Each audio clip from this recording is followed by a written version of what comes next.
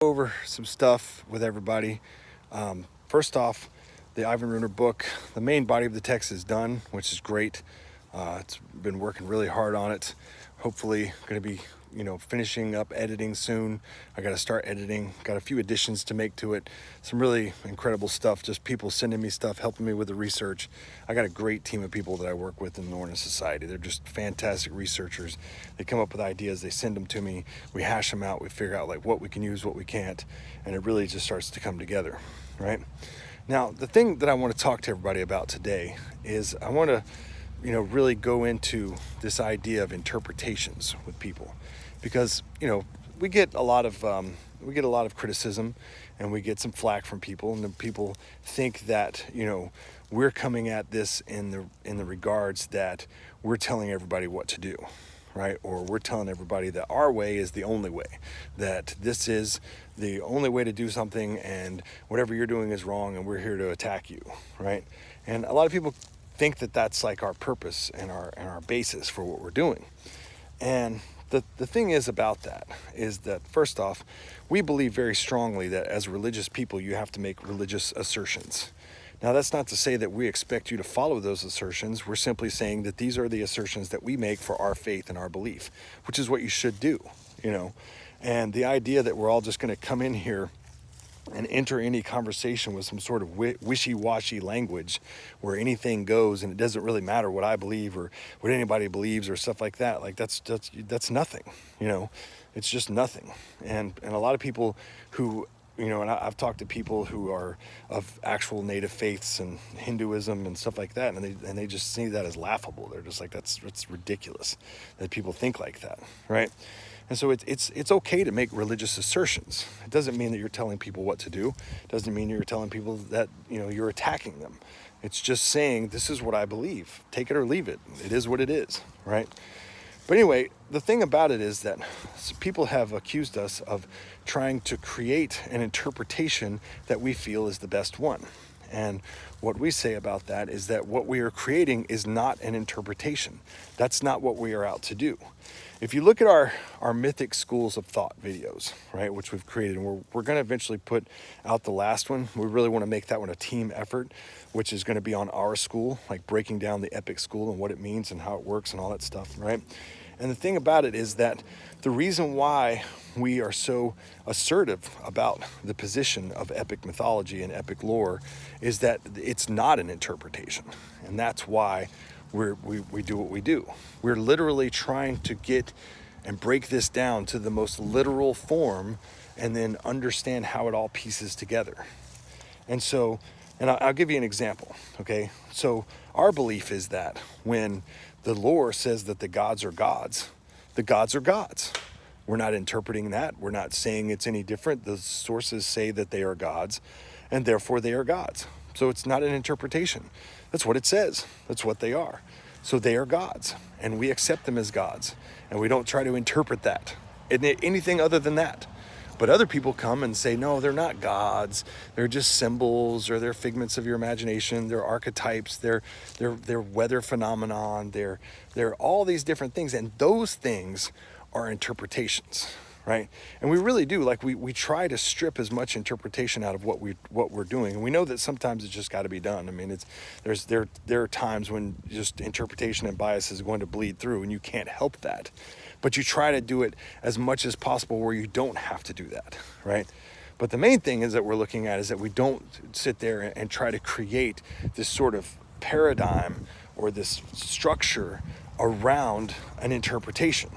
And those interpretations, those structures, those methods that you see are in that Schools of Thought video, where you have the interpretation schools, where it's all like the gods aren't native, they're just Roman gods or Greek gods, and their names changed or whatever. And you have the Euhemerus school, where it just says they were just ancient kings, and they got deified later on, right? And then you have the biblical school, which says that it was all based on the Bible and they're just biblical characters. And then you have the nature school, which says it's all weather phenomenon. And then you have the archetypal school, which says it's all just figments of our imaginations. So these are interpretations.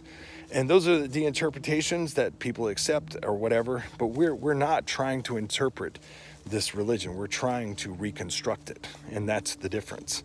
And you're going to find if you use those interpretations to reconstruct it, you're always going to fall short. Like those people literally held us back for decades and decades. This movement has been going around, since the 1920s, right? And people really just kind of relied a lot on these interpretive methods, these other 5 schools of thought, and it held them back because they couldn't understand things, and they try to fit it into this model. I'm like, why doesn't it work here? Well, I know what we'll do. Because it doesn't work here, we'll change the original text. We'll change what it says to fit our model. And we have found that. They've done that hundreds and hundreds of times. Like I've said before in other videos, if you see the word interpolation or emendation, it's because they didn't understand the passage and they changed it to fit their model, right? And you can't do that. I mean, you just can't. You have to understand what it says. You have to understand the variants. You have to understand different passages. You have to kind of have a basic knowledge of Old Norse and really be able to break it down so that you know what you're doing, right? And so we're not creating interpretation. It's to sit there and say that we're trying to show people that our interpretation is the best interpretation means that we have to have an interpretation in the first place, and we don't. We're simply trying to piece together the faith and build it and create it, create the connections for it so that we can see what our ancestors were doing in the closest possible model, right? So that when we're done, and we've made all the connections and we've shown the consistency in the sources, and we see relationships between, texts written by Romans in the 1st century to, texts written by Scandinavians in the 10th century, and we make all those relationships, then we can start to see a faith unfold. And we only do this because we do see the faith. There is religion there, and a lot of people didn't see it for a very long time. They saw no religion in it. And so a lot of the stuff you see coming out from these New Age groups, where they say there is no religion, we don't worship the gods, we just emulate them or whatever, all that nonsense, right? It's because they were told by academics that that's the faith. But that wasn't based on anything in any source. They didn't get that from any, primary source material. It's just something they came up with, and they just sort of lived by it. And they understood that that's the way it is, because some academics told them. And now a lot of people accuse me of being anti-academic, and I'm definitely not. What I'm against is what I speak out against are those 5 schools of thought, right? But if an academic just comes and tells you something, but it's not based on a source, then you just don't listen to them. It's that simple. That's a pretty good litmus test, If an academic comes to you and says, oh, well, no, this is the way they believed, and it sounds very authoritative when they say that. Oh, yeah, this is what they believe. Okay, why? Because you said that's what they believed? Where does it come from? What is the source on it, right? And then when you start seeing them playing a bunch of mental gymnastics to try to jump through these hoops and say that it's this, that, and the other, then, you just have to believe that they're just full of it, and just ignore that, right? Because it has to come from the source material. It has to have some sort of basis for it, Because if it doesn't, or if it's just like mental gymnastics where this symbol connects to this, or this basically means this, or this connects to that in a way that's, this symbolism that shows the archetypes that connect all over the world, and it really is like Loki is the coyote god, and that's this, that, and the other, and you just start going down these rabbit holes where everything represents everything else, then you start to see the method behind it get more and more watered down, and it doesn't have any correlation to anything that can be kept concrete. Right? And that's when New Agers get a hold of it, because they don't like things that are concrete. Because when you have things that are concrete, when you have a source, when you have a basis for something that you can hold on to and say, this is my true north, this is my litmus, then they hold on, they take that and they say, okay, well, this is my excuse to make up whatever I want to and keep going with that. And that's why they get upset, because that's what they want to do. For them, like, religion is like an art instead of a science. It's like, it's just something I could just go paint a pretty picture, and then everybody will see my pretty picture and they'll think that I'm doing a fantastic job, and then I get to live by that as a religion. And if that's what they want to do, fine, let them do that. But that's not our ancestral path. And to understand the path, you have to have a method to it. And that's kind of a science, not in the literal sense, but you know what I'm saying. There's a method to the reconstruction. There's a method behind it. And you have to understand that method, and you have to learn it in order to truly reconstruct the path. Or otherwise, you're just making stuff up. You're just coming up with things out of your head. And then people live by those things because these New Age authors wrote these books, and those books got really popular, and they're like, oh, okay, well, we don't worship the gods. The gods are nothing. The gods they're just, archetypes that we just emulate, and we don't try to worship them. We don't celebrate them. We don't, even though the sources that we have on worship and belief in the gods completely contradict that 100%. Flip it 180 degrees. They were reverent. They did kneel before their gods. They did worship them. We have, tons of sources on this stuff. There's not a single source anywhere that states that anybody rejected faith in the gods or that they, just saw them as symbols or anything like that. All of that is an interpretation. And it's interpretations built by people that started with enemies against the folk who said, oh no, those guys aren't worshiping real gods. It's all fake. It's all nonsense. They just made all this stuff up. And what that does is gives them power over these people by denigrating their culture and their faith, right? It's so clear to see that. And then yet people try to make accusations of Christianity. Oh, you're a Christian or you're Abrahamic or whatever, when you show them that solemnity and that devotion, right?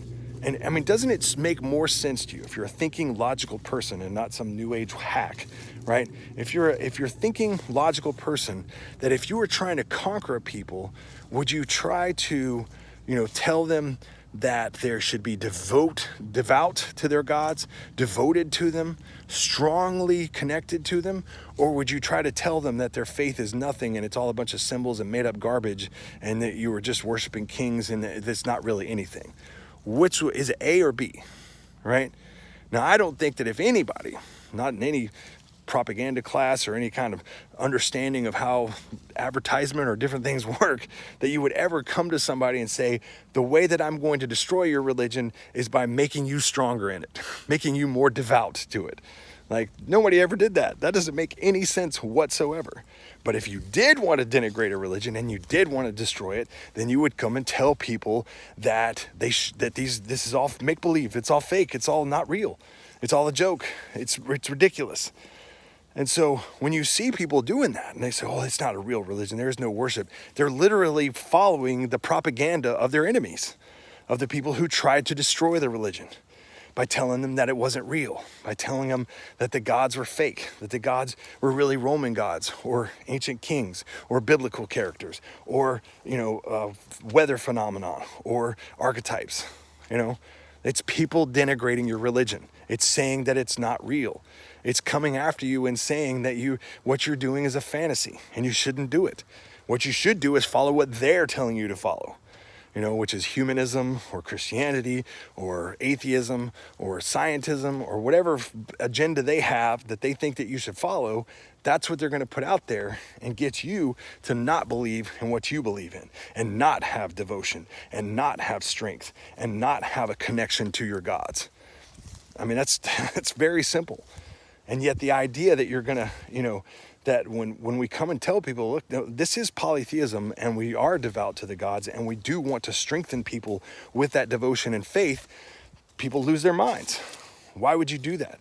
Is it because you've been socially conditioned by people for so long that you just don't know how to react any other way? Is it that you've just accepted this as like the reality? And in doing so, you attack anybody who tries to present something that remotely in any way smacks of something that you don't like. Then it becomes Abrahamic or Christian or this, that, and the other. And how dare you say this? Our religion is really just a free-for-all where any hedonist or loser or political scumbag can just come in and make it whatever they want it to be and set their agenda within it, insert their politics into it, insert their beliefs into it, and make it whatever they want it to be. And they'll literally say that to you. It's not hidden. It's not a hidden thing. It is an actual thing that they will say, that they will admit. Yes, I'm doing this. And I'm using the propaganda of the enemies of this religion to denigrate it and turn it into nothing so that I can make it what I want it to be, right? And that's how that goes. And it's how it's been going for a very long time. And it's time to stop. It's time to strengthen yourself, strengthen your heart with faith in the gods, real faith. because that's how you overcome all of this stuff, all of the modernist stuff, how the anti-European stuff, the anti-Western stuff. Strengthen your heart, strengthen your devotion to the gods, and then you overcome all this nonsense, and we will really rebuild the faith. All right, so that's my rant for the day. And I just wanted to let everybody know that we're going to be coming out with this Evenruner book. And this is going to be a big deal. This is going to be, we put a lot of work in. There's a lot of people that went into this. And, you're really going to gain a really strong understanding of the faith and how this works and how you worship the gods. And, this isn't the actual practice. I want everybody to know that. I don't want everybody coming to me yelling at me because, there's no rituals in this book. Because the rituals are going to come after. We're going to there's going to be 2 volumes to this, because it's just, the research just got so massive. It was huge. It's like almost a 400-page book now. And, all I did was research. So we really put a lot into this. So I appreciate everybody watching. Stay tuned. Hopefully, I'm hoping within the next 2 months, the Evenruner book will be out. And I'm just saying that's a conservative figure. I'm going to try to get it done sooner than that, but we're definitely pushing. So it's coming out soon. All right, everybody have a great day.